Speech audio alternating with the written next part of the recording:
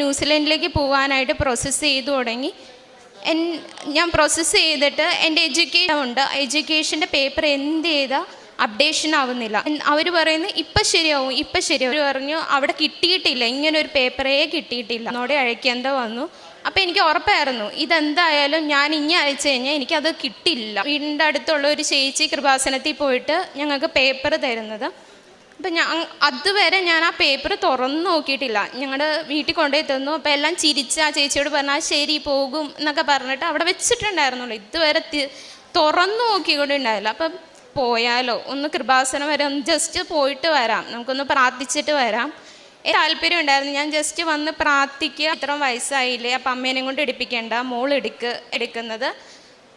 അത് കഴിഞ്ഞിട്ട് അന്ന് തന്നെ ഞാൻ ഉടമ്പടി തുടങ്ങിയില്ല. ഞങ്ങൾക്ക് തൊട്ടടുത്ത് തുടങ്ങിക്കഴിഞ്ഞ് 4 ദിവസം ഇതുവരെ അവിടെ എത്താത്ത എഡ്യൂക്കേഷൻ